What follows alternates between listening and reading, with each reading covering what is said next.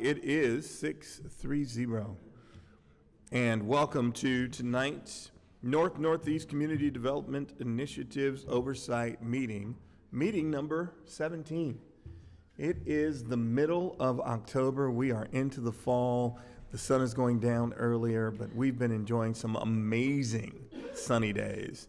And appreciate you taking some time to be here tonight. We're going to go through quite a bit of material, so hopefully you've got your agenda for the night, and you see it up there on the screen as well. Dr. Stephen Holt, I am the facilitator for our purposes tonight to help us stay on task and in tune and in touch to do what needs to be done.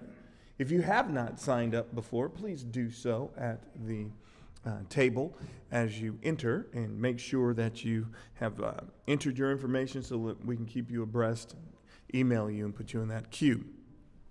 Restrooms are directly back and to the corner. Of course, by now you've had an opportunity to get something to eat. And, take advantage of that. Hopefully Jennifer is on the line. We've got a few people calling in, and we will go through roll call in just a moment.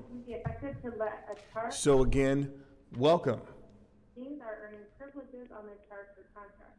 Don't do the design. So we've got some noise coming in over the phone line. Jennifer, I don't know if that's you or if it's your background, but well, we'll check it out. We'll see. Well, someone is chatting, so we'll check it out. Again, welcome. Let's do roll call and begin our meeting. Of course, I am here, and we'll just go. Is that Chanisha? Okay.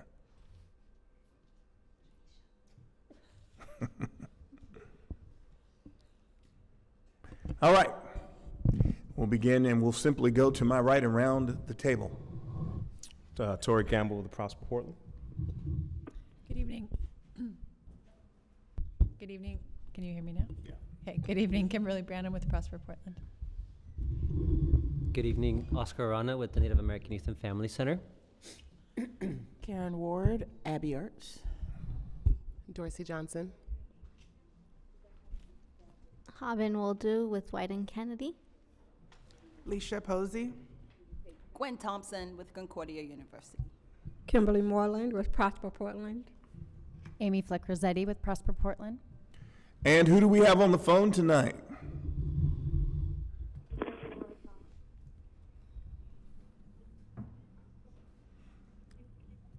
And the things that might be taken away if these things don't happen. Hello? Those who are on the phone? I had to do this grid this would be a great foundation, though, to lay out behaviors. Okay, she can't hear us, and I don't think she realizes that some of her conversation is bleeding over. Can somebody text her and let her know? Is there a way to reach out to her and let her know? And in the meantime, we'll just kind of shut that one down. Perfect. Thank you. All right. We're going to go over our meeting minutes. Co-chairs. Is it Leisha or Haben? All right. We had a brief moment to read over the minutes prior to starting the meeting. I'll just give us one more quick second or minute to look over it. See if there's any questions or corrections that need to be made.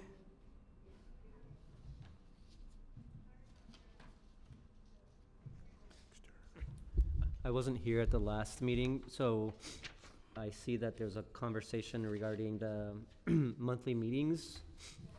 It sounds like it's going to continue monthly through November, take December off, and then what happens after that? We are at the beginning of the year. We're going to assess and decide what's going to happen. Also, till November, the co-chairs are going to assess the agenda items and decide whether a meeting is beneficial or we're just going to meet with no content. So we are leaning more towards not having a November meeting based on all the meetings that we have with the subcommittees. We think it's more beneficial for subcommittee members to meet. Okay, thank you.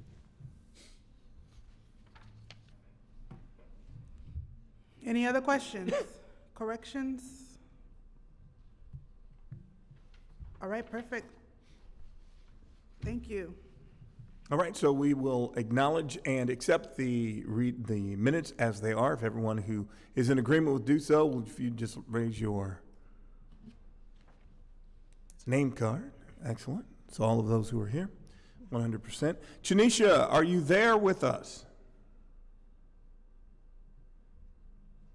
Seems like we've lost her. All right, we'll keep moving then. We're going to go to item number 4, which is our progress report. Kimberly Moreland. And Good Kimberly, evening. if you would introduce who's sitting next to you. And I will. thank you. Good evening, everyone. I'd like to introduce Amy Flex-Rosette, and she works with Prosper Portland and has graciously agreed to help me with the progress report, and together we've been going through a lot of data in order to provide you with the information that was requested by the Oversight Committee, as well as develop a very thorough and comprehensive progress report. And tonight we're going to walk through the request questions, and we're going to allow time for you to ask any clarifying questions, as well as collect any additional questions that the group may have. I'd like to first thank Haben, Leisha, and Maurice for spending time with us and going through the draft progress report. Tonight we're going to walk together to, we'd like to kind of, in the future, work together to streamline reporting, and would like to use the working group to accomplish that. So tonight, we won't dig into the data as much, but just in the future, we'll work with the subcommittee to dig a little deeper. We also did receive some very helpful feedback from the group on Tuesday evening, and we will be revising the progress report to reflect that conversation and feedback. And, you know, as we work together, we would love to get to dig into the data and ask specific questions about how does this data really reflect on the work of the North-Northeast CDI. And so tonight we just want to take time and go through the questions. And in your packet, you have several items. On your right-hand side is a memo that summarizes all of the data that we put together. We also have the latest log of an information request, and we like to just archive those information requests so we are clear on what is it that you're asking and making sure that staff respond in a timely way. And on your left-hand side, you're going to see information about the PIP program. We have a board report that authorized the new program. We also have information about the loan process and all our program requirements as it relates to our various loan products and our prosperity investment program products. And any questions so far? Okay. At this time, Amy's gonna kind of go through all of the questions, and we want to make sure that the progress report and the information submitted responded to each of those questions. Thanks, Kim. Yeah, I just want to reinforce what Kim mentioned. Tuesday night was really helpful just to kind of talk with the working group about the data request and to also dig into things a little bit more. So we'll just use this evening to walk through the questions that were sent in. Okay. To walk through the questions that were sent in and clarify some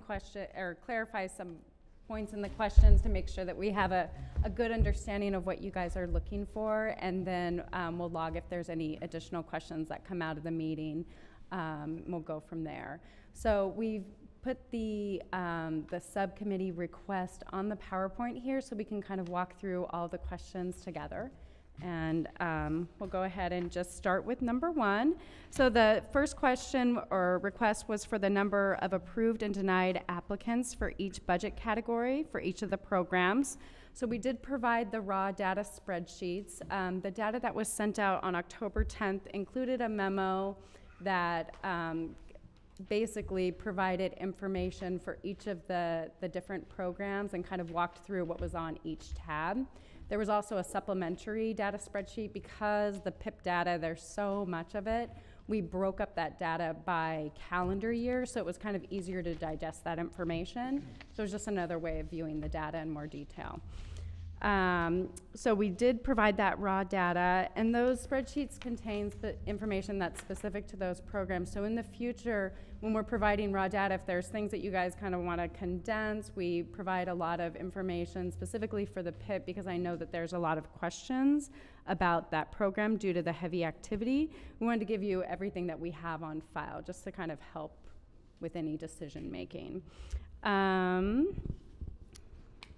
So let's see. And then for the second request, the race, income, family size, net worth, history in the URA, and the criteria used in the selection process. Race is provided for all the Prosper Portland loans, PIP grants, and the PHB loans. It's not provided for CLG because these organizations are nonprofits. The income range is only provided for the PHB loans. Prosper Portland doesn't report that personal information because of the nature of the personal information. Family size is only reported for PHB loans because they collect that information. Net worth is currently not collected. And history in the URA, we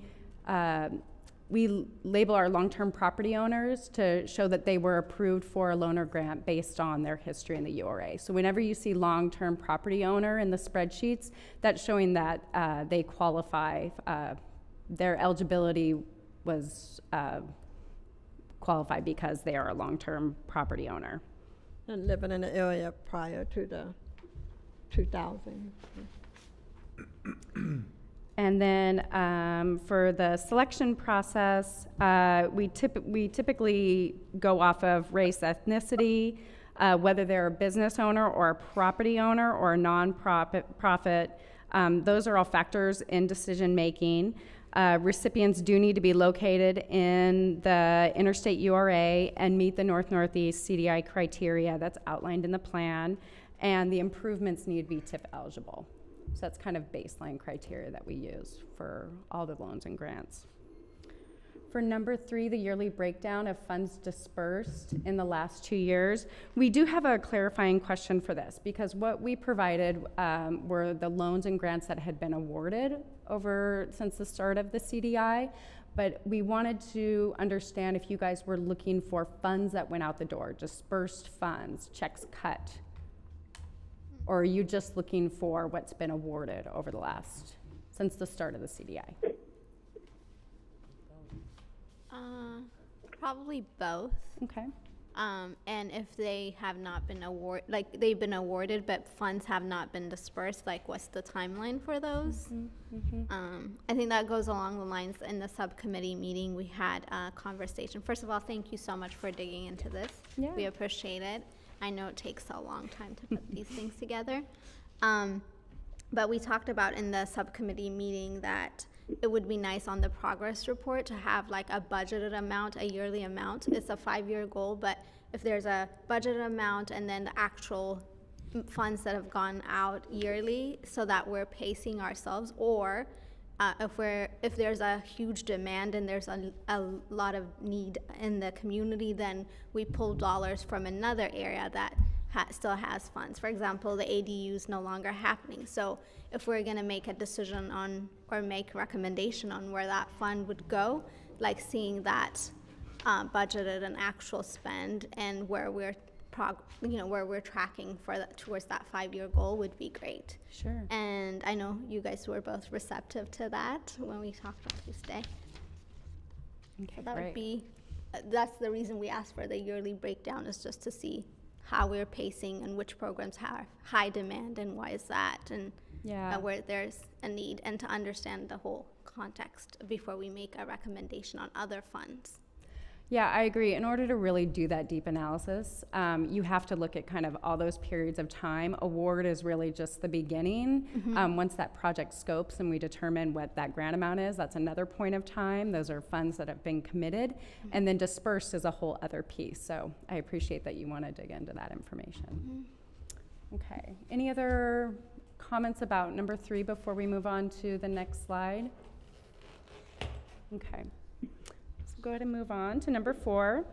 Outcome reports of businesses granted loans or funded. So I just wanted to clarify exactly what you guys were looking for here. Because were you looking for loans and grants, or were you looking for loans that had been funded? I think it's, again, a situation where we want to see both. If there's a clear difference that you can think of in your mind, then share that information with us for both. Do you feel that the spreadsheets provided that information? Or would you like to see it in a different way? So this kind of, so I think, Jennifer. the important part about that question there is the word outcomes. And I talked about this a little bit in the subcommittee meeting, is that this information right here is very output heavy for me. Like, there's a lot of information about how many, how much, but there's not enough information about how that money that was spent affects or has affected or impacts the action plan. And so for me, that would look more like, this business has hired 5 African Americans, or this tenant improvement, something that talks about, and those African American employees are making, above minimum wage, or something that's more tangible around the actual outcomes of how our investments are being spent, and not just the black and white of how many and how much. So that's what that's what I'm looking for, is the outcomes, and I think I'm using that terminology correctly. Yeah. Well, it sounds like this is one that would be great to dig into in the working group and kind of spend a little bit more time to make sure that we're providing the information that's helpful, and that we've got the data on hand that you're looking at. And it might be that information comes from the awardees in 2016, or those who have spent more of the amount requested.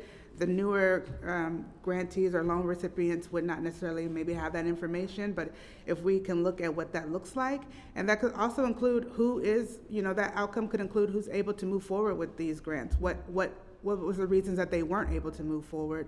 And as I look at the document here about the PIP grant, so I have to remind myself some of the different technicalities around it. So a person that's awarded the PIP funds, the grant, they're putting 25%, they have to put 25% matching, and then they have to pay for the other costs, and they're reimbursed, which I think is something that I always forget. So just wondering what that looks like, and how that's affecting that business, if they're taking out, or businesses who may otherwise wanted to participate in the PIP fund that couldn't come up with $50,000 to start work. And so just reminding us. But we do, I do want to remind you that we do have the loan, the matching loan.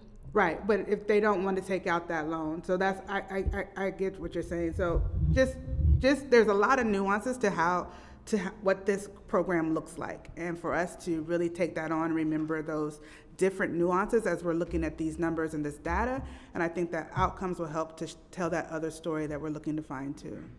Yeah, and I think it's also helpful. I mean, we can obviously dig into this a little bit more later on when we're getting into the meat of this, but our PIP program also does a really good job of helping those business owners with cash flow. So if they are completing portions of a project at a time, they can get multiple reimbursements. So that'll help with cash flow for that business if they don't want to take out a loan.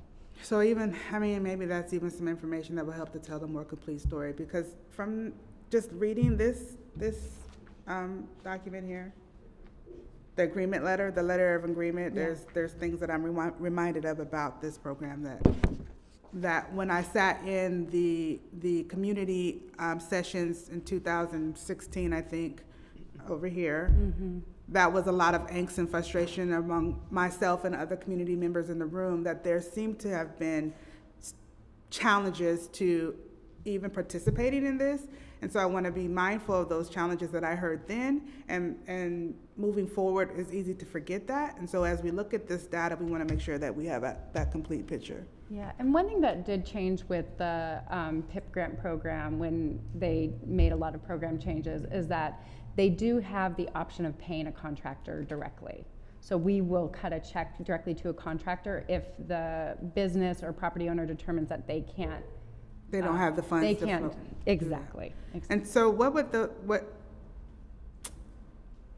okay, I think this is a good conversation train for us to have in the smaller group subcommittee meetings that we follow this through.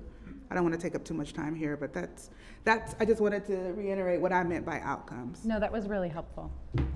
Can I add one other thing, just because I do think it's important, outcomes and outputs, is we currently don't track a lot of the outcomes as you described them, like what was the impact, how many jobs, revenue, things like that. Mm-hmm. However, we have been discussing this year, and the team is actually working on creating a survey that they can put out to recipients, particularly the business side, and say, after 2 or 3 years, what was the impact of this grant? Mm-hmm. So I don't believe we have any of that data, but that is something that we recognize. And that's also something that the city has been pressing us to do on a lot of our programs, is to get beyond just 700 people benefited by receiving it, but what was the impact of it? So that's just part of the evolvement, how we're evolving in terms of telling the story through the narrative.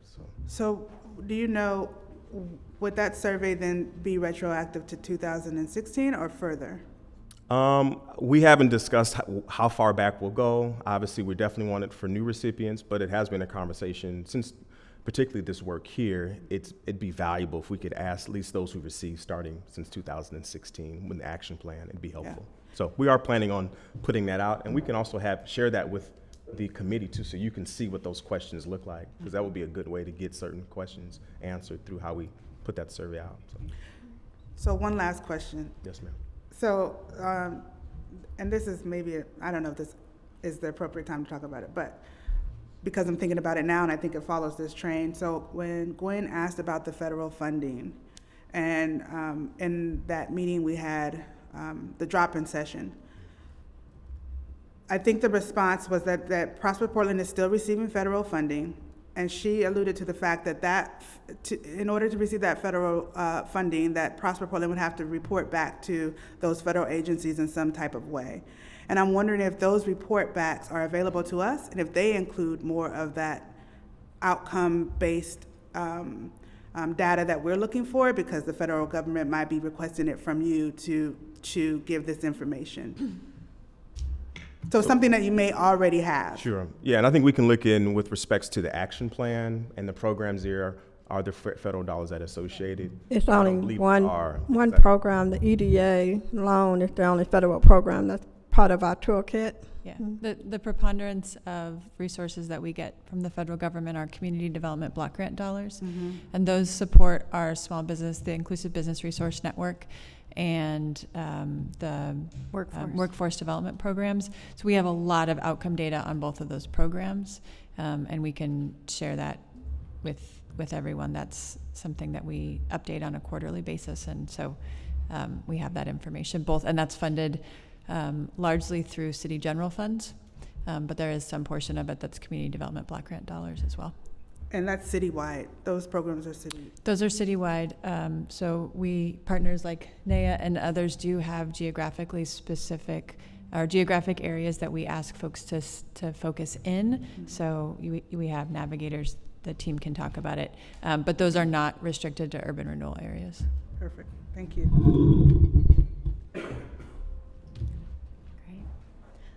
So number 5, a summary of repeat receivers of funds, whether from the same budget category or different budget categories.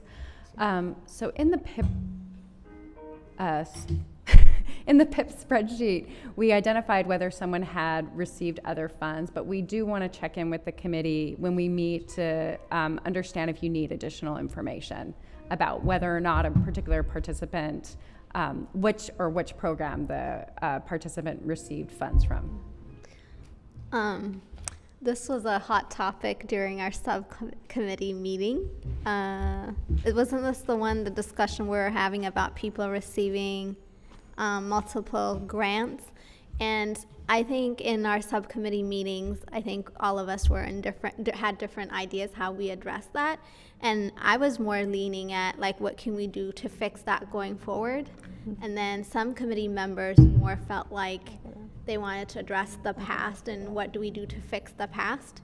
But I think we can, putting things in place, like what can we do in the future to make sure that people are not receiving the same funds again and again, and people that don't, maybe people that don't really need the funds. So I think that's going to be an ongoing discussion in our subcommittee. That issue has been resolved, and I've said that several times. But it's already in the PIP language that says that the grant can only go to one person or one parcel. And Which document? I'm sorry. it's if you look at the, I think it might be under the financial overview. And it's language in there that says that the PIP funding can only support one parcel or one applicant. Mm-hmm. And so we realized later that those repeaters shouldn't have gotten PIP grants for two different parcels, because once you receive funding for one parcel, and if you max the 75,000, you're no longer eligible for the program. So that won't happen again, because we had misinterpreted the policy language. So that's already resolved. How about people getting funds from different buckets, like PIP and the way that we have a guideline where if you have received funding within the last 5 years, it's subtracted from how much you can receive from PIP. So if 3 years ago you received a DOS grant for $5,000, well, you're only eligible for $70,000 of PIP grant. So, but if it was beyond the 5 years, you're eligible for the full $75,000. So that was one of our ways to try to put some guards around people receiving more funding than others, to kind of have an equitable distribution of funds. So, but whatever funds you receive from Prosper Portland in the last 5 years is subtracted from how much you can receive. Okay. And vice versa. So if you were to take the PIP first and then the PIP grant folded, it folded in DOS, our green features, and our storefront grant. So it is now called the PIP grant. So the DOS and the storefront grant and the green feature grant is no longer part of our toolkit. So the PIP grant replaced that program. Do you understand that? In 2016, we developed the PIP program, and the purpose of the PIP grant was to fold in, to integrate, to kind of merge all these programs into one program, which is now called the Prosperity Investment Program, the PIP program. So the DOS with the Development Opportunity Service, we had the storefront program for facades, remodel renovations, and then we had the Green Features program, which is it's more of a green building. Those three programs are now folded into the PIP program, and so the PIP now allows for interior and exterior remodel, and as well as pre-development. And the DOS, which is the Development Opportunity Service, was kind of a pre-development grant. So now we kind of. So in that example that you gave, then that was an historical example. That's not something that would happen now because those other grants don't exist. No, we would look at the record, the historical records, because those programs ended when we started the PIP program. So you could have gotten a DOS in 2015, 2016. So we're going back to maybe 2012 to kind of to see if you have received a DOS from any time from 2012 into 2018. Or we're kind of going back to those 5 years from now to say, hey, have you received any of those funds from our old program, and if you have, we're going to subtract that from the amount that you're eligible for the PIP. And Troy, if you or Kimberly want to. No, that makes sense. I think I'm thinking of the buckets of money a little bit more literally, like in terms of the action plan and how we had the different buckets of money. And then when I see the commercial property redevelopment loan, which is a loan, and PIP is a grant. Mm-hmm. What your explanation then becomes confusing to me when I look at it like that, because Well, the PIP grant and the CPRL supports property ownership and business ownership. right. So you would need the loan possibly in order to get the grant. No, it's So- two separate. So then could you get the grant and the loan? Yes. Okay. When, And there's there's two different loans, right? So there's the matching loan, which is up to $25,000. And then there's the commercial property redevelopment loans, which are larger, generally tend to be $300,000 or so on average. So if you were developing and you wanted the loan, you couldn't also apply for the PIP grant as You well? could. You could. So Yes. so is that what you're talking about, getting it twice? N- Or are you just talking about the property, the PIP? Actually, we were talking about both. Like, if you get money in another bucket, should you be getting money? And I think it might be helpful to kind of explain the development process, because I want to give you an example. We have a nonprofit organization that want to renovate in a former school building. They can apply for a PIP grant to do some of the pre-development, which is like up to $25,000 of the PIP can be used for pre-development. So they would that would help them determine what can we do in this building. So they'll hire a consultant to help them decide that. So they'll use $25,000 to hire a consultant. Then the consultant provides them with their development options, and they choose option A. Then they say, well, in order to construct this building, to develop it, you may need $500,000. And so that's when you would come to Prosper Portland and say, we would like to borrow, we could use the remaining $50,000 from the PIP grant to go towards the construction, and then we can fund the remaining construction cost with a CPRL.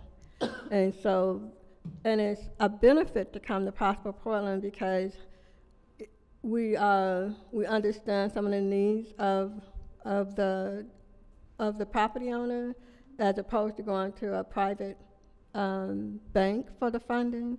And we're probably more flexible than most commercial lenders.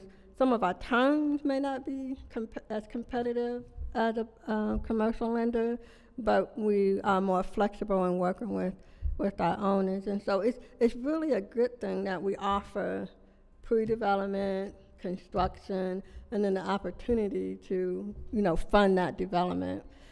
But so that's kind of why you want to offer different buckets of money, because it's kind of difficult sometimes, especially for property owners of color, to access commercial lenders. And so you want to offer that to them. And I guess that's more discussion that we need to have. I think 2 buckets is fine, as long as, again, if the mission of the organization or the individual benefits, and it aligns with our action plan goal. And we talked about making sure that there's wording and language that you are getting these benefits because, your mission aligns with the objectives of our action plan, and we hold them accountable. I think there's a lack of holding people accountable that makes it kind of shaky when you see the same person getting the same amount. But I don't think, as a committee, most people don't have an issue if it aligns with the action plan of the same, if a business gets the money. But again, what's the benefit that they're providing to the community? Yeah.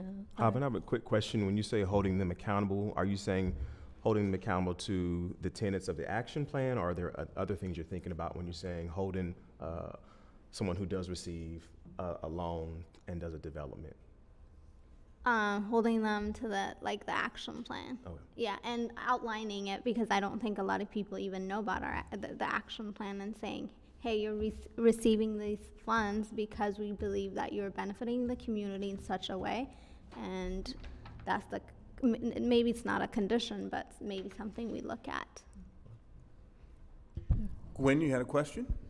So your analogy took care of the bulk of my question and where my train of thought was heading, but I was thinking about the CRM, the prospective CRM that Portland Prosper is considering developing, and how it might be able to capture some of these detailed items that the committee is looking for, including, Tori, those ones that you specifically said don't exist now. So just a thought just to share in building that out.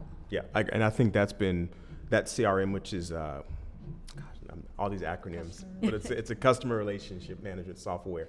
It's something that we're looking at for a number of different segments of our agency to help better track the way in which we're engaging a customer or a client and how we're touching them throughout as they engage our agency, so that we're not missing someone or something's not lost, or to your point, if they do take advantage of something, that we can have a sense of when that happened and what were the outcomes. So thank you, Gwen. And I would like to also ask you to look carefully at the PIP financial overview that we provided. I mean, I really want you guys to kind of look and see if there's something that we can add to it. We tried to incorporate our criteria that's on the back of our action plan, and really want to make it clear that, that have language in there that clearly express our outcomes, that what our expected outcomes. So it would be great for you guys to kind of give us some feedback on that, and so that'd be helpful. Which document? It's called the Financial Overview Toolkit, and it has the PIP application attached to it, and it also provides a brief description of the PIP program and guidelines. I think this was what we requested Thank you. on Tuesday. Yes. I do have a Janisha, you've got your name tag up. If we could I'm sorry, utilize that, that would be helpful. I came in later. I was listening to you on the telephone, but it kept cutting out, and I didn't know if you was hearing me anyway. So I'm trying One to... second, Janisha, is your microphone on? Hello? Okay, Thank I'm you. sorry. You could put that in front of you. Okay, sorry. I'm trying to catch up because I was missing a lot because I was on the telephone. But when you're talking about, I'm trying to understand residential versus commercial.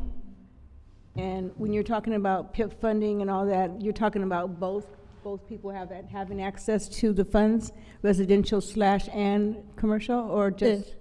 It's a business. It's a grant program for business, where the CLG is a grant program for a nonprofit. Okay. And the only time we add residential is unless it's a multi-dwelling or a mixed-use development, but we don't support single-family residential. Oh, okay. We did include the residential data from PHB, so that loan information is in the spreadsheet that was sent out. Okay. It's within this information here? It was the information that was sent on October 10th. Okay. We're happy to send that to you if you need it. Okay, thank you. Yeah. Okay. So we'll go ahead and Alicia, move. do you have another question? Yeah. About the application and the information on the spreadsheet, and when it says applicant's name, applicant status, and then business or tenant name, a lot of these on the spreadsheet have the same applicant name as the business name, and on the application it says applicant name and business name, implying that they're two different names, like one maybe would be a person and one would be the business. Yeah, sometimes depending on who applies, because sometimes it's the business itself that's applying and they're applying under their business name, or sometimes it's an individual. So that's why we have those separate categories. So then how will you track who will be, if people take more than one or are applying more than once, if they're not doing it under their name and or business name? So for example, I apply under Leisha's Team 2 one time, and then I apply under Team 2 Leisha the second time. How do you know that? We know mainly because we do face-to-face. It's a lot of. How do we know? How do you guys? We can figure out a way Yeah, to we can. identify that as we go forward. That's something that we can definitely talk through in the work group. So do you think we can add it to this? Absolutely. I mean, okay. Yeah, absolutely. All right, I think we're ready to continue. Great. Okay, so it looks like we're on number 6, numbers served by loans and by individuals, clear distinction between businesses and individuals. Most of the folks that we do serve are business owners, unless it says property owner. That might be the case where it's an individual that's receiving, that's benefiting from the resources. But in most cases, it's businesses. And so we can make this more clear on the spreadsheets. On most of the spreadsheets, they'll identify whether it's a business who's applying, an owner occupied, which means that the business owns and operates in that space, or let's see, business, owner occupied, and property owner. And so if that's not clear, we can kind of talk through that a little bit more, but most of the folks that we're working with business owners. Even if they're a property owner, they're typically applying under a business name. Can I ask another clarifying question? This document here, is it the new version that wouldn't necessarily apply to the information that's on this spreadsheet? So have you changed this prior or after you awarded funds in 2016 and 17 per se? No.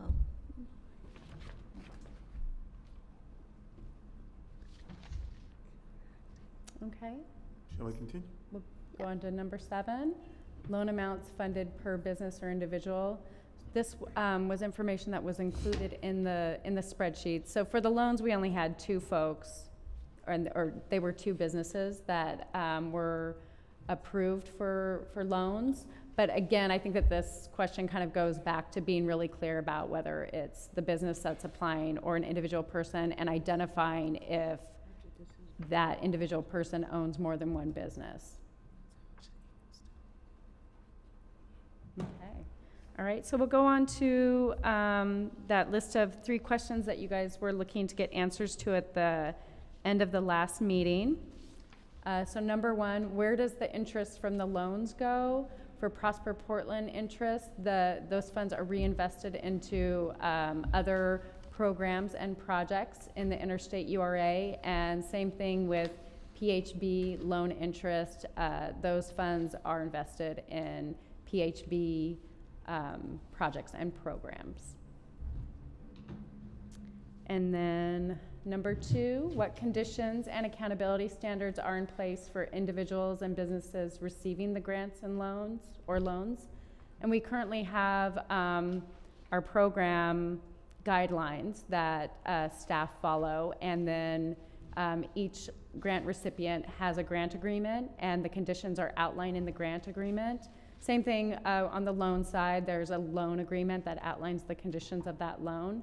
We did provide that template for the grant agreement, so you guys can get an idea of what those conditions look like. If you'd also like to see the loan agreement template, we're happy to provide that as well. If there's other metrics in regards to kind of outcomes or accountability that you're looking for, we can talk through that in the subgroup to really get a good understanding of what information you're looking to capture. And then this is also a good opportunity if there's something that we can follow up on in that survey that Tori mentioned, we can track that information as well. Any questions? Gwen?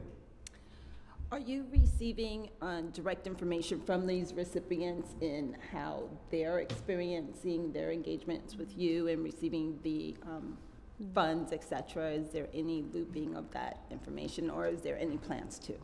Yeah, so we currently aren't. That's what part of the survey is also, is kind of a customer experience. As we currently have it set up, we haven't launched it yet, but it's 2-part. The first one is just, what was your experience like?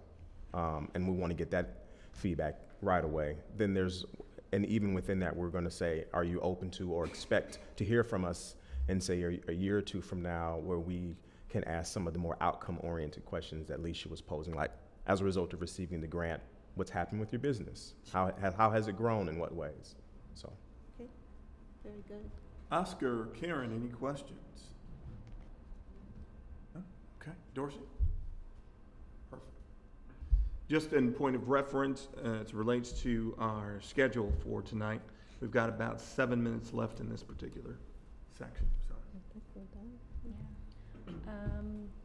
So the last one are conditions and measurement metrics in the works to Amy, hold. Oh, one I'm second. Oscar, there's a question. So I do have a question about future programming. So, because I think there's big buckets of funding that we don't currently have anything that's programmed for, particularly the $5 million for commercial affordable space, the $4.5 million for the cultural business hub. Is there have we seen that there's interest, or has anybody have kind of expressed that that something in that area is moving forward? It's definitely a lot of interest for both. And we just, we're working with the investment allocation subcommittee to kind of look at, our program funding and what, and how, and to make any adjustments. Also, the cultural business hub will be providing like criteria and a kind of a vision statement for the cultural business hub, and deciding on how we're going to move forward with that. And there's a lot of talk about commercial affordability, and so there's definitely a lot of discussion, but we need to kind of move forward both as an agency to determine how we want to use those funds, and also work with our various subcommittees. So let me defer to a question real quickly to the co-chairs. We are about 4 minutes out for what's remaining in this particular section, with a pretty big piece still remaining to be talked about, and that's the update on request to pause all programs within the ICURA. And I would presume it's going to be a definite 30-minute conversation or thereabouts. What is your desire? Do you want to continue until we're done, or do you feel like they've been responsive? Co-chairs, how would you like to handle it? I'm sorry, what time is it? 17. You got 17 after 7. I said we move forward. I agree. We move forward. I feel like a lot of the things have been discussed in our subcommittees, and a lot of the things, like what are the next steps, are being discussed. They're a work in progress, so we can move forward to the next thing. But I just want to say, Tuesday's meeting was amazing. Lots of meetings lately, but it feels good when we have a lot of things happening and we're moving forward. And I think the focus on moving forward and doing amazing things has been great. So thank you, both of you, for digging into this. I appreciate it. Thank you. We appreciate it. So while there's still items to be discussed, it sounds like some of that will be happening in the subcommittee. Thank you for your engagement tonight. We will move to our next topic on the agenda, which is the update on the request to pause all programs. Tori. Yeah, so I just wanted to take a moment to loop back to the whole subcommittee. You received a communication early last week of the response on the request to not only just to suspend the PIP program, which is what, leaving our last meeting, that's what I had, and that's what I sent an email out initially saying that we're open to do that.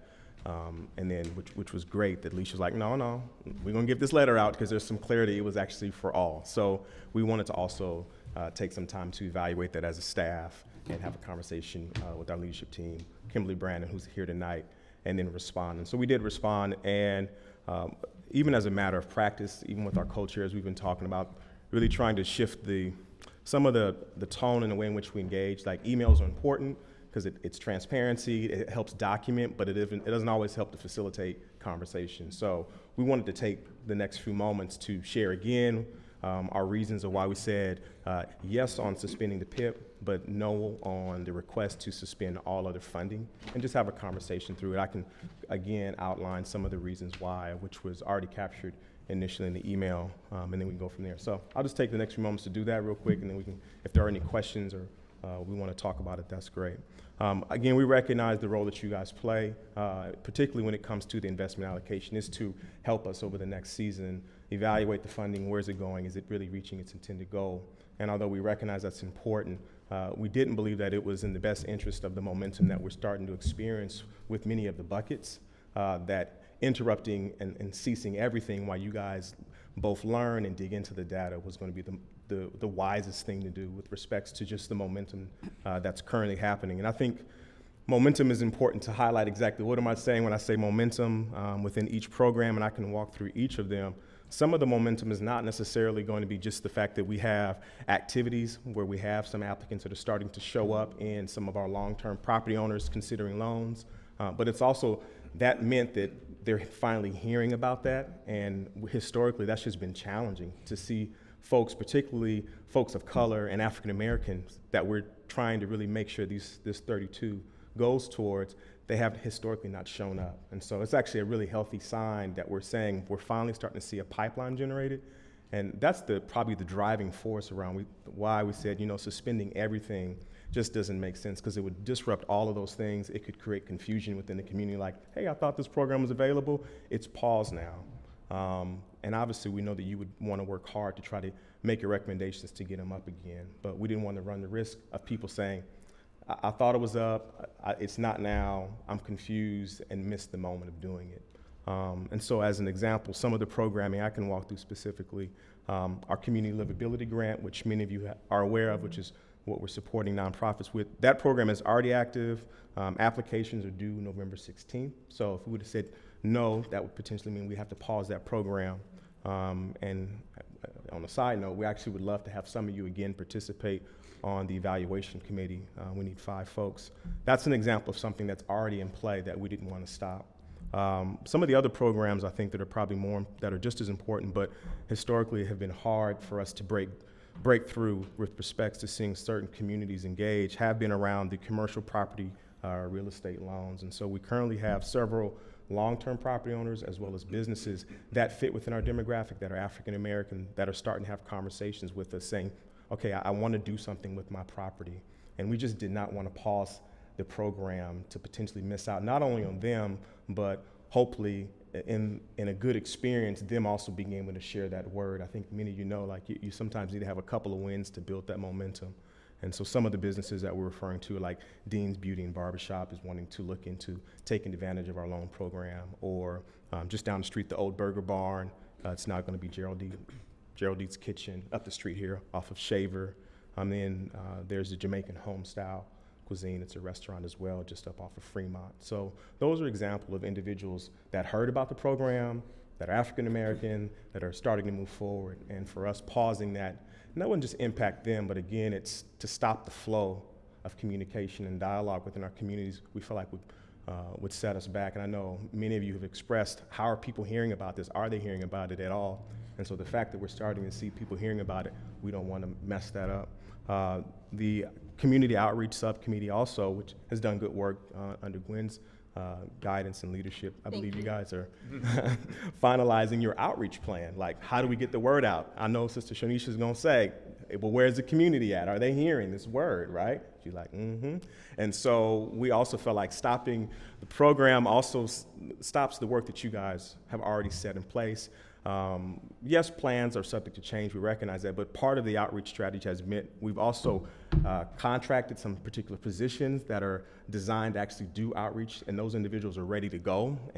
But if we pause everything, we have nothing for them to talk about. And so that, again, was another reason why we felt like pausing everything would not be prudent. That doesn't mean we still don't want to provide you the information to look through as you're digging through the PIP grant as an example tonight and over the next few months to make a recommendation. So those are the reasons. I think you read that in the email, but I felt like it would be important to share it here, and I'll finish my statements with that and allow for a conversation of if there's any questions or feedback or anything like that. Oh, Yeah. do I need? Go ahead. Okay.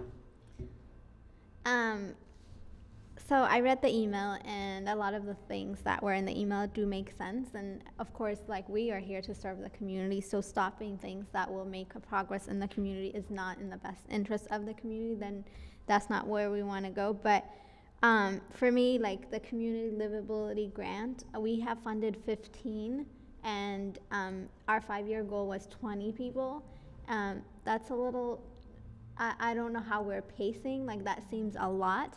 And yeah, like, applications are due on the 16th, but if it means that we are very careful about how we select people and more communities are being impacted in a positive way, if those people can get emails that say the application for this program has been extended, we're going to take a little more time to refine the process. To me, I think that's us doing our due diligence to the community. And then if there's also need from another area, we could move money around later on. But I don't really think just because November 16th is the application, like, I mean, it's at the discretion of Prosper Portland to move that date if it's deemed. I mean, applications get delayed for several reasons, and we're not really, like, those people are more than welcome to apply again, but we can say we feel like we didn't do the proper outreach and we're gonna move the date to this date. Why is that not an option? That's a question. So I'll start and then you can. So the difference that we have, and you know this, so but the difference that we have between the PIP grants and the community livability grants is that community livability grants only go out once a year. Mm-hmm. So throughout the whole year, and you know, we're all in lots of different venues, and there are nonprofits who come forward and say, I really need help. And so we generally are like, okay, there's one, it comes out in November. Mm-hmm. And so there are a number of people who've been expressing that they need assistance that really are in line with the Northeast Community Development Initiative. And so it's already difficult for organizations like that. These are nonprofits, they're small, they're cash strapped. Finding resources for these kinds of capital improvements, as we all know, is really expensive. So asking folks to wait even longer can be really challenging. Mm-hmm. So, you know, I think if as the committee and the subcommittee reviews it, feels like, you know what, we put out $300,000 or what have you, or how much is it being offered? $500,000, and we only feel like there's $200,000 worth of proposals that are worthy and that are really in line. It's completely within the discretion of the subcommittee to make that recommendation along with staff. Or if it's the opposite and it feels like, you know, we really have $1 million, that's something that we can adjust in real time. Mm-hmm. I just know that because nonprofits come to us really frequently that are really in line with it, that are waiting. Mm-hmm.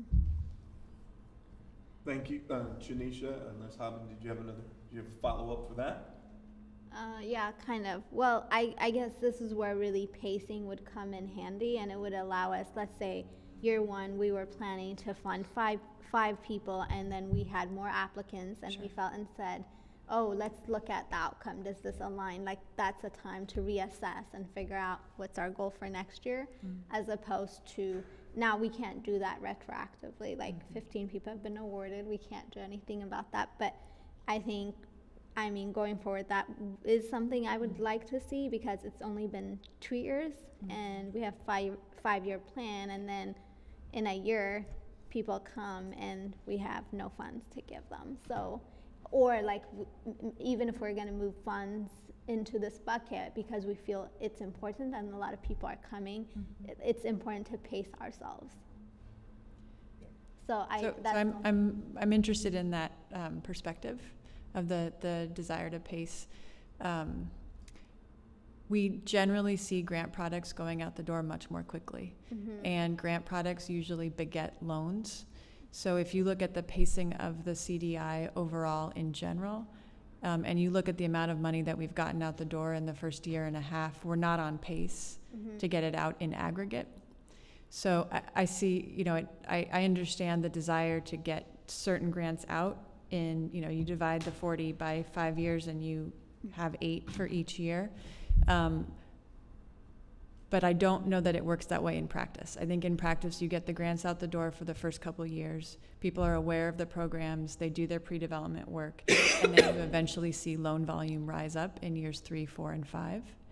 We can always adjust it, but that is very traditional in terms of what we see from interest.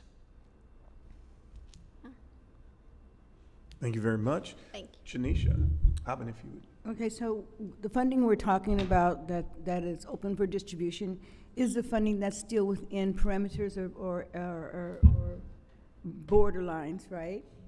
And so we're looking at also, I'm looking at still fair, equitable funding and for distribution, and there are still people who will not be applicable to be able to gain any of that funding because they will not be within the perimeters, right? We're still at that level, right? Are you referring like to the URA boundaries? Yes. Okay.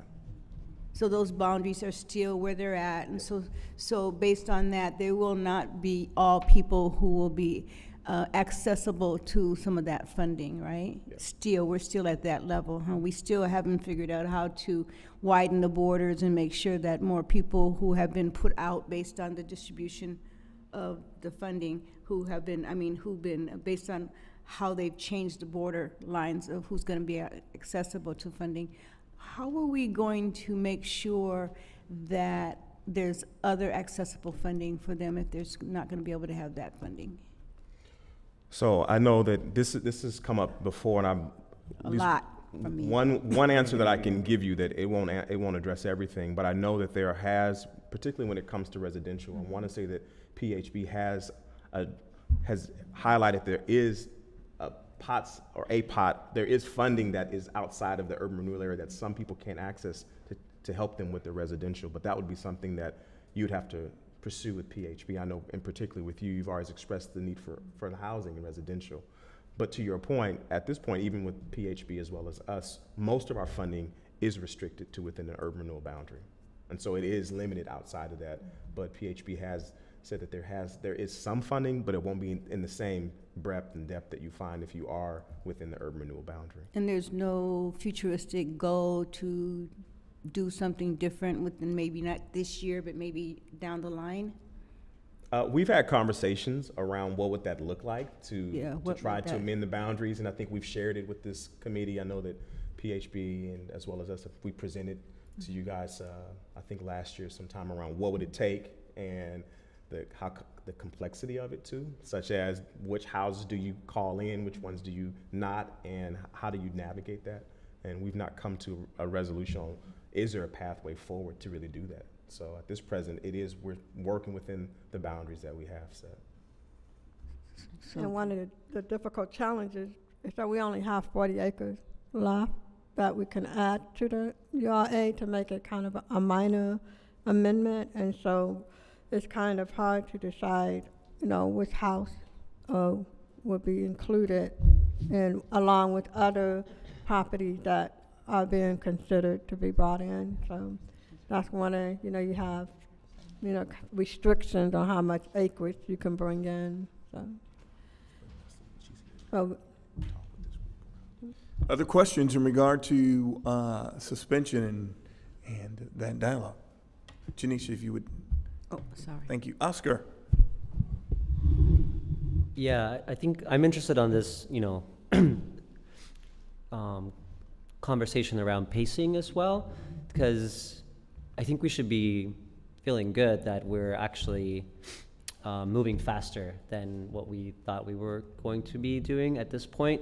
It says for the PIP program, we've served 35 and the 5-year goal was 40, and we've only spent just over half of the investment. Maybe instead of saying, and then also with the community livability grant, we've served 15, the 5-year goal was 20, and we spent a little bit less than half of the funds. So maybe the idea is instead of sort of slowing down the progress, it's maybe about actually increasing the goal. Maybe that's something else to consider then, instead of just saying 20 is great. We can be there at 20 by the end of this year. Mm-hmm. So maybe the idea is that we want to have more than just 20. So that way this pacing idea doesn't feel like, it's kind of like slowing down, but it's more like, oh, let's just increase the goal. By the way, if I wasn't clear, it was more pacing in terms of like, is it like what we've given out, does it align with our action plan? Because right now we don't have a lot of visibility into the people that receive this money. So have we gotten the money out to the people that really need it the most? It doesn't seem like there's a lot of outreach done. The same groups get it all the time.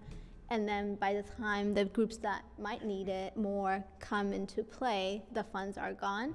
And also to help us decide, for example, like ADUs are not happening and we need to recommend where that money shifts. And maybe we see there's a huge need every year. A lot of people apply. Maybe that's where we should apply it. And that's where we see a lot of the people that are receiving the money align with our action plan. So for us to make those shift decisions, we also have to see how and the pacing is not like, oh, for a year, like we can't give more. We can say we gave 8 people and then next year we assess and say, maybe we need to increase. There is a really huge need in, within this time frame. It helps us, I don't deal with grants. Normally I deal with for-profit companies, but pacing is not to stop progress. It's kind of to hold you accountable every step of the way, instead of 5 years down the line, it's like all the money's gone and we didn't accomplish our goals aligning with the action plan.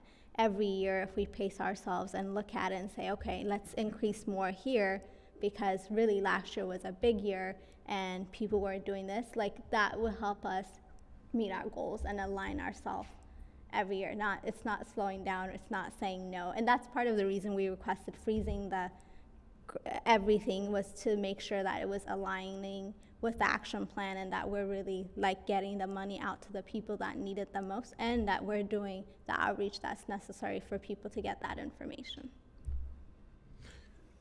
Oh, yeah, I agree. And I think that in many ways, this is that kind of that first year of this work.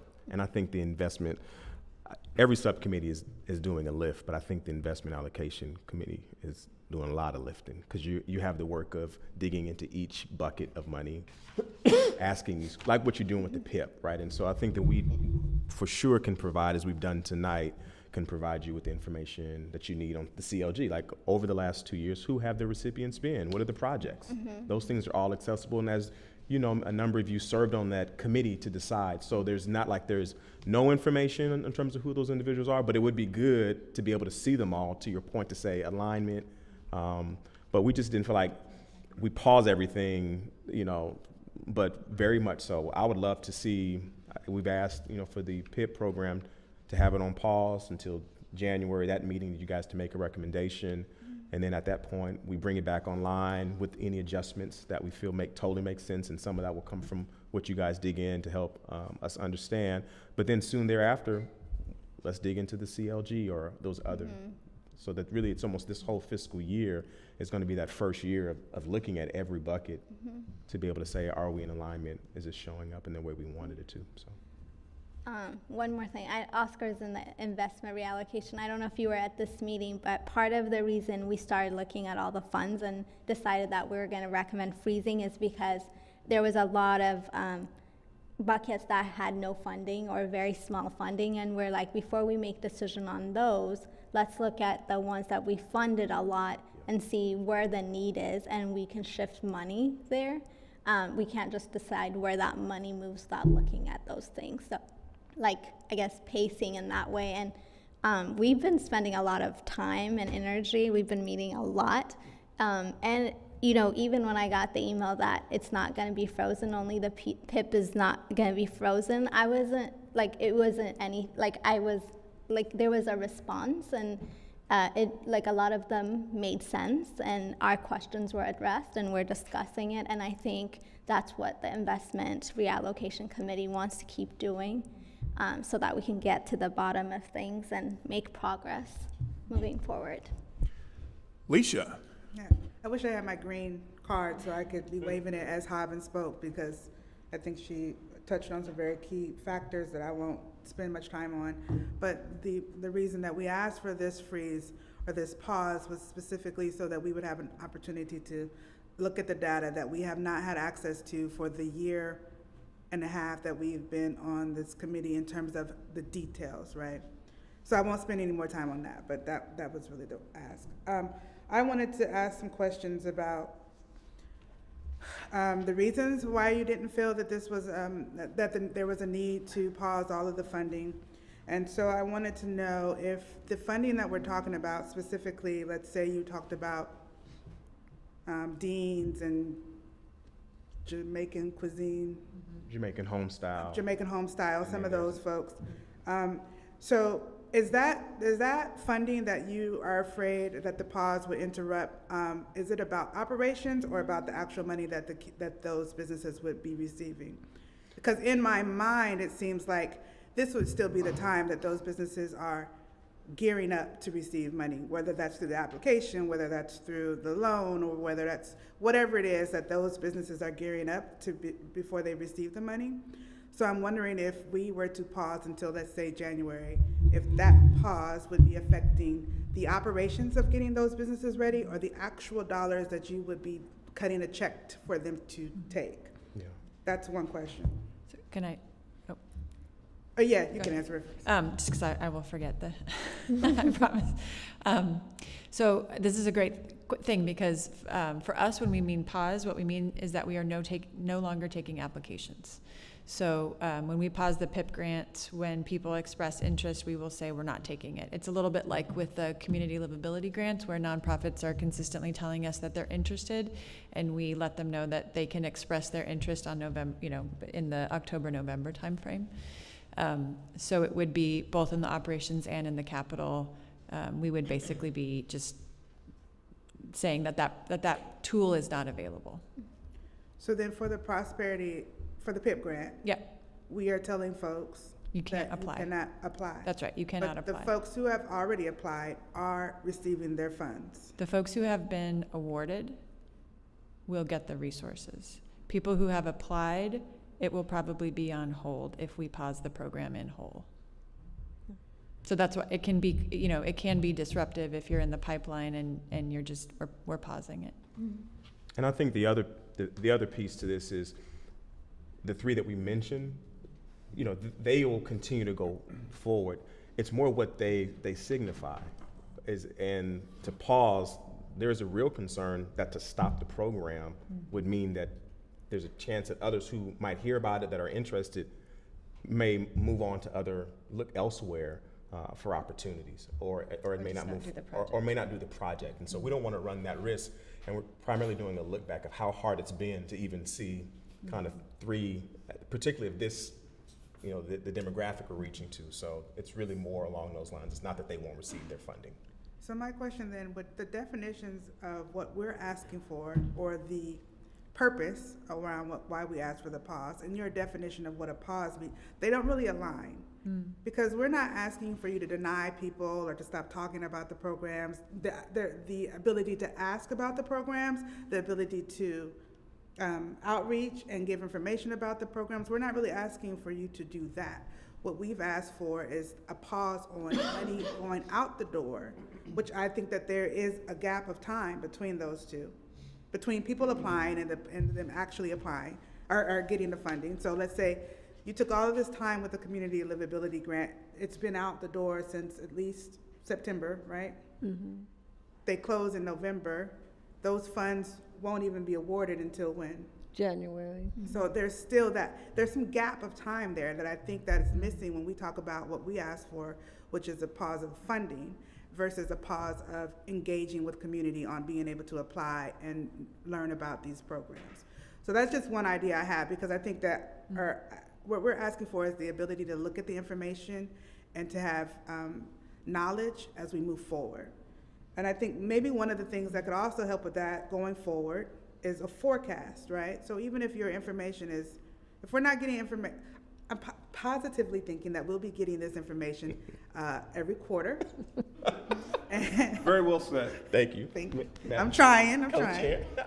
And so I think if there's a gap or there's some information, some of these programs that aren't moving, that more of a forecast would allow us to do a better job of seeing where we may be able to improve this information, that this outreach committee could do a better job if there's a forecast of saying these are people who have applied, or this is where we think we're gonna award some people. So maybe a forecast document would also be helpful in terms of helping us to see where the money is going and how quickly. There's a So response to that. Oh, Well, sorry. just, you know, we can put together and have, I think, on here, we could do a pipeline. We might, so that might be a way of just saying, this is what we think is coming in, because it is, I mean, you're exactly right. We generally have a sense of who's gonna come in, because we've been working with people for a while before they apply. So we could put that on there, and then have kind of a conversation around that, so that the pause isn't that the program isn't available, it's that you're aware of who's in the pipeline, and that if you have concerns about the pipeline, that's when it's talked about before the applications are submitted. Yeah, I think. Yeah. Especially as we're just grasping what this looks like, that would be helpful Yeah. for me. I can only speak for me, but, Wonderful. I was just going to say, we've got about 6 minutes left in this particular section. I have one. Gwen, we wanted to catch you. yeah, okay. Question?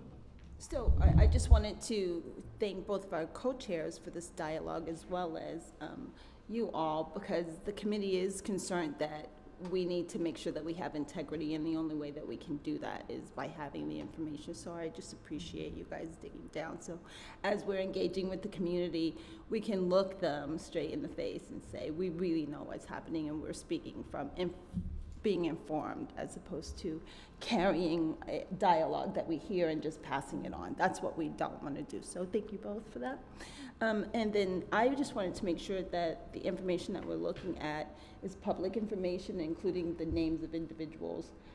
Particularly as an outreach committee member, I want to make sure anything I share, as you alluded to, that it's public. It is. It is, yes. Anything that we provide you is public. Okay. It It we doesn't did have not a little provide clause down here, so I assumed that it was, but I just wanted to. We did not provide the income because we want to respect the privacy Okay. of our Thank clients. you. But the people that have been approved, that's public. Right. So people that have been So rejected, everything we've on not here made public. is Yeah, public, yes. but everything that we have provided for you is public, and Thank people you. that have been approved. Just want to be careful. Yeah. And I think it is important too, I think it has value, because I feel like our last meeting was a bit of a tipping point. Kind of a part of your pause was, up until that point, you had not been receiving the kinds of information that you requested. And I think tonight's meeting, Yes. you're saying we're getting it starting. And so I agree with you. Moving forward, that's the tone, and that's the way we want to be able to show up and support this committee, being able to provide the information. So, and I think as a committee, the co-chairs, we've all agreed, like, this is what we need to monitor too. Like, if it's not coming the way it needs to, then we need to step our game up or make those adjustments. So. Sorry. Can I clarify, Oscar? So when we look at these two prosperity, the PIP grants at the top, those totals equal closer to the 3 million, or that we were talking about, right, originally? Are you looking at the table that was in the memo? Yes. So originally, when the allocation committee got together, we looked at numbers, the progress report, or something that we got received that said about 3 million of 5 million of the was spent. Those numbers that are in this document and the previous progress report, those numbers are of those awarded. So that's why when I was saying before, when we meet as a subcommittee, we're gonna dig into those that have been awarded versus those that have been approved, because those can be different numbers, and those funds that have been dispersed. That way you guys have an understanding of what's going on. That was the conversation we had as subcommittee, and also we talked about how, like, the different buckets, even within the buckets, there's different breakdowns of the budget, so the next progress report is gonna have that. I had 2 things to say. One was, I think I really like how we're moving forward, and I think we're so focused oftentimes on what we didn't get, and now we're moving forward to what we need and what we need to make progress. So that's really exciting, a great thing to see. And another thing I wanted to say is, yeah, just keep having these conversations. Just because investment subcommittee meets doesn't mean anybody can join the meeting and be part of the conversation. I think Leisha and both of us, like, our goal is, you know, we don't get paid for this. We are doing this as volunteers because we care about our community. And anything and every decision we make is going to be based on the community at heart. So transparency is very important to us. So I like the way we're going. And again, the frustration in the past was that we couldn't even be really transparent because we didn't even know what we were looking at. So this is a step in the right direction, and we're going to have a couple meetings in the next 2 months. And I just wanted to say that we probably won't have a meeting next month as a committee, but we'll have a lot of outreach and investment reallocation meetings and dig into these numbers. And also, if you have any questions or anything that you want a specific subcommittee to look at, even if you can't attend the meeting, please email us and we'll make it happen. Tori's got a quick response, and then we'll go back to you, Gwen. Just real quick, I agree that everyone should feel the liberty and welcome to come to any subcommittee. Just make sure that it doesn't hit the quorum. Oh yeah, I forgot that. Gwen, and then Leisha, and we've got about, actually less than a minute, but go ahead. Regarding the outreach committee, I really would like some of the members that have not come to that meeting to have a chance to come to the meeting. We can revisit some of the strategies that we've discussed. We have a long list of goals, and on each meeting we're kind of checking those off. We've been working really positively together as a team, and so Karen and Oscar and Chinita and any of you guys, if you can join that meeting, it would be really great. Reach out to me and we could organize it to make sure that we don't have a quorum. Thank you very much, Leisha. Okay, so this is not on the agenda, but I was looking, I should have asked for it during the progress report. Is there any way that you guys can give us a report back on the Project Working Group Hill Block meeting? What's happening with that group? Troy, do you want to? So, I think jog my memory. So as of a month ago, I believe, to date, they signed a memorandum of understanding in terms of how each of the kind of participants will work together. And so those participants are the city, mayor's office, Prosper Portland, and obviously Legacy Health and the Project Working Group. And that was significant because within that, it kind of crystallized who's leading, who's in a support role, and what. And so really now the Project Working Group is defined as leading and driving the effort moving forward. And so they're now in a place of doing that work. So some of the conversations that have come up have been around the education component. As many of you know, like when you step up to a committee, you have to say, okay, what do we need to learn more about? So there's work being done around like development workshops to help the learning curve for the committee. They are also beginning to talk around like the visioning piece. That's been a big thing. Even the consideration of even trying to find another funding source so that they don't have to feel the pressure to raise the question of should this be brought into the urban renewal area, because that was one of the ways in which funding was going to happen, both to support the visioning and all the pre-development. So that's something that they all are considering and looking into. And really they're trying to now begin to map out what does it mean to move forward to do the community visioning, which means engaging the community over the next season. So it seems to be positive in terms of the direction and beginning to move forward. So.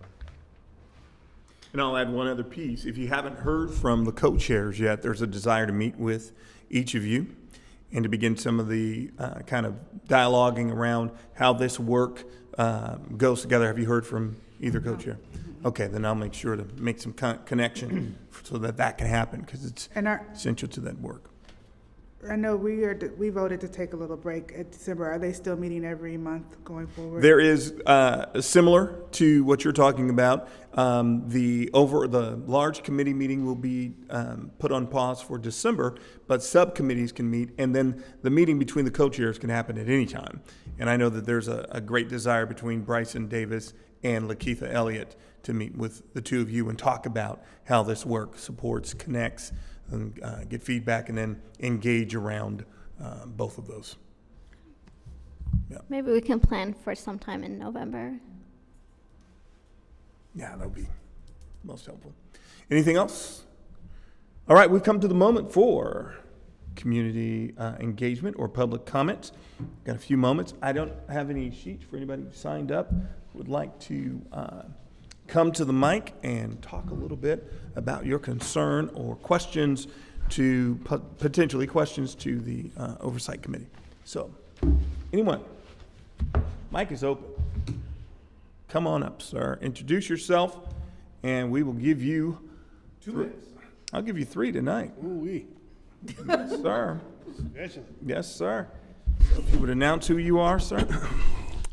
I'm Larry Jackson with the TEC Development, and of course, all of these meetings are critically important to me in that my 40-some years of doing accounting in this community and seeing exactly who these people that are really looking at this program and really are counting on the members of this group to really see their interests achieved. And I've heard some really great comments about some of those concerns, because it's so easy to get caught up in a bureaucracy trying to do a good job, and the community is just nowhere near being informed about what's happening. The outreach may seem like a task, but it's an essential task to what has to happen for them to feel like there's something real, particularly since it's such a complicated vehicle to deal with. And when you start talking about the restrictions that come as you matrix going up the road to trying to get access to funds, they can go halfway up the road and then find out they don't qualify, or that the timing is not right, or that it just doesn't accommodate what they're trying to get done. Somebody has to be available to break that information down for them, or it's useless. It's absolutely useless. And you know that your job is not useless and you're trying to do a good job. But if there's a communication gap, it's like a language. You can speak it all day long and nobody hears what you're saying. So I just think we have to find a different way for all the work that's being done at the Bureau to do inclusion, to get it down to the people who are trying to figure out how to access. And we don't need large pots of money. We just need access to do some of the things they're trying to get done now. And they can't wait 6 months and a year. They've abandoned the idea if it goes 6 months or a year, because they have to relook at how they're going to make it survive, or how to do it, or what's going to be the hang up when they get halfway down the road. So Troy, you have a job. You have a real job to get in this community and really do what needs to be done with outreach. It's more than a title. It's more than language. You've got Kimberly, who's really been working hard to do inclusion. And when you're up against a community/business community, and I've worked with some of those, who aren't interested in inclusion. That's the last thing they want to talk about. So that's an uphill battle every day she comes to work. But the way that you can salve some of that is to make the community get behind her and get vocal about being behind her. She's got to not be fighting this battle alone. It's got to be the community talking back. And they can talk to the press. We have a couple papers that we can get to, but it has to be meaningful. It has to be real. But right now, it's too complicated. I mean, I go to these meetings, I read the documents, it's complicated to me, and I do this every day. That's your time, sir. My time is up? Mm-hmm. Jeez. Thank you for your comment. Thank you, Larry. Appreciate it. That was very much appreciated. Thank you.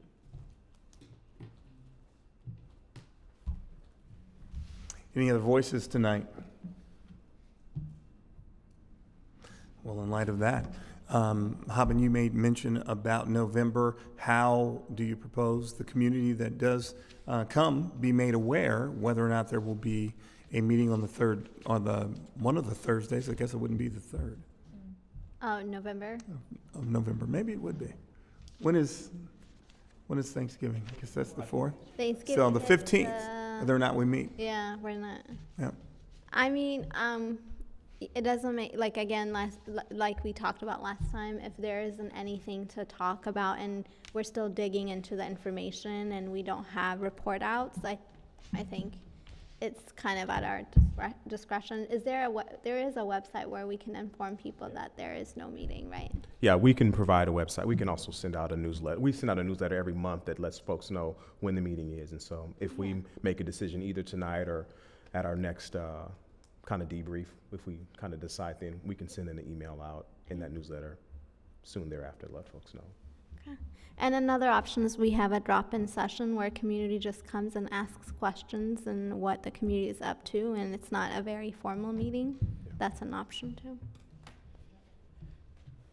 So from the show of hands from the people who are in here tonight, do you think there's a need for a meeting next month? Raise your hands if you think there's a need.